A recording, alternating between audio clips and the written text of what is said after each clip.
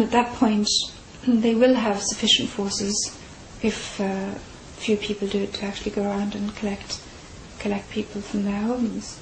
Now, fear and concern for one's personal safety is a great motivator. Are you expecting, just as in 1918, that there's going to be a second wave of the existing swine flu in a mutated form, which really is a problem, accompanied by very alarmist media reports showing people dying in funerals and all of this kind of stuff, that's going to scare people into lining up for their voluntary vaccination? Absolutely, it's already happening. I think the scientists in Canada have looked at people who died from the so-called swine flu, and they found that those people have the damage to their lungs, which is consistent with them having got the bird flu.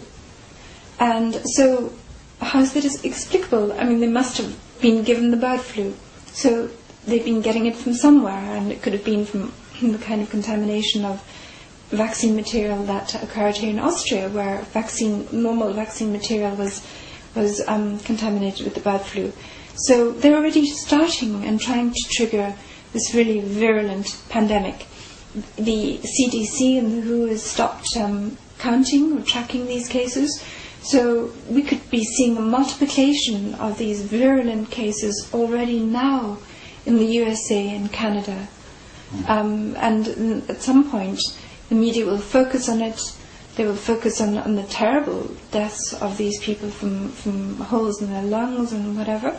And in this moment of panic, when the vaccine centres are open, they'll be saying, those people who were saying it was the vaccine who got it all wrong, they were lying to you, it's actually the virus that's the real danger. And people in this fear and confused state of mind will think, maybe it was all lies about the vaccine, and they'll rush off and get their vaccine, which will then kill them and create an even more virulent virus.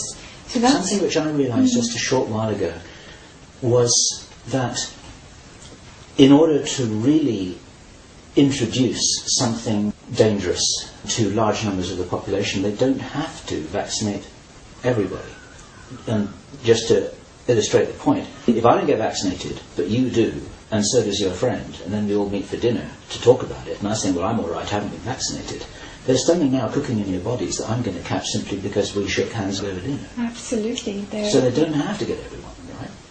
No, I mean, I think that they would also like to use the opportunity to put in people these nanochips. There's mounting evidence that Baxter and so on is planning to put into its swine flu vaccine these nanochips.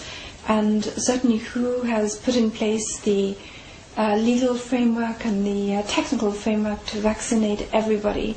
So I think they really are aiming for maximum possible coverage. But to kill people, they don't need to vaccinate everyone. They just need to vaccinate enough people to unleash this really virulent pandemic. Eventually people will just put on their face masks or use their colloidal silver. Sensible people will already be thinking of taking these measures. If there's any threat of a virus, they'll be having their face masks on and boosting their immune systems with vitamin C. And D3, I believe. D3.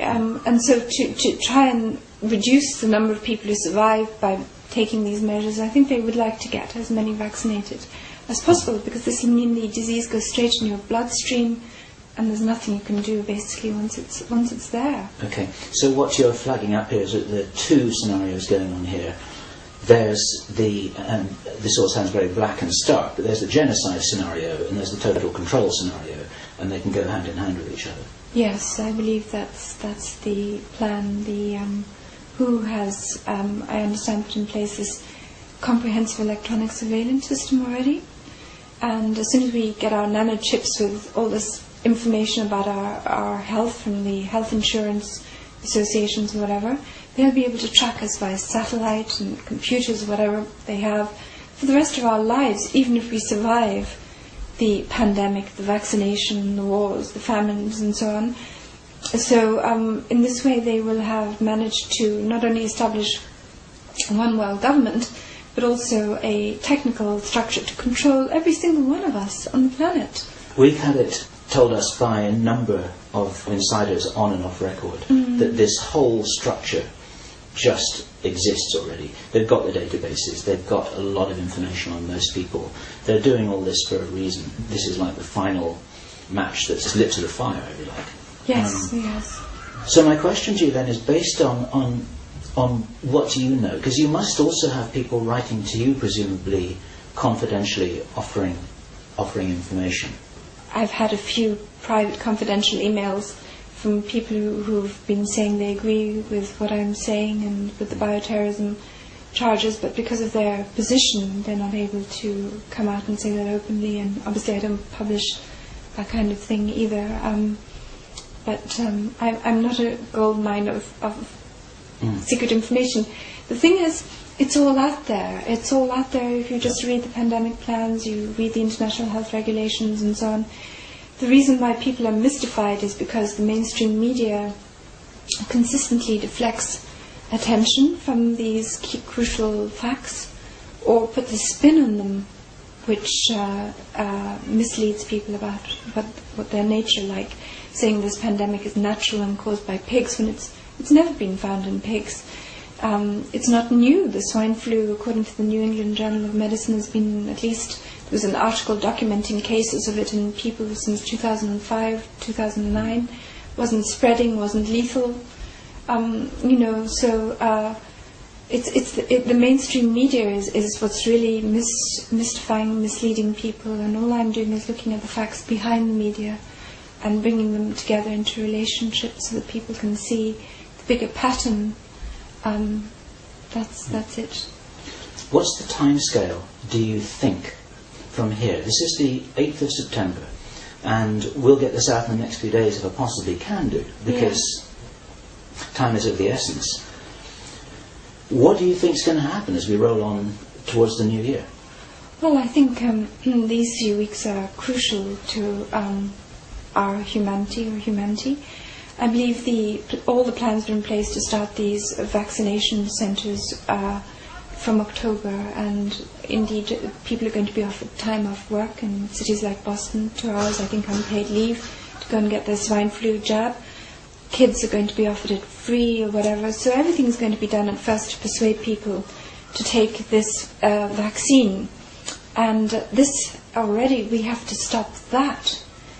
We have to make sure the protest is significantly large, that these vaccine centres do not stop injecting children, the gullible, the uninformed, whatever, with disease which can then be transmitted to other children sitting in schools, to their parents, and then to the colleagues at work. It's a perfect place to spread it all in schools. Absolutely. Unfortunately, in the army is another place. The soldiers are very vulnerable. They seem to be the first ones as well to get these mass forced vaccinations.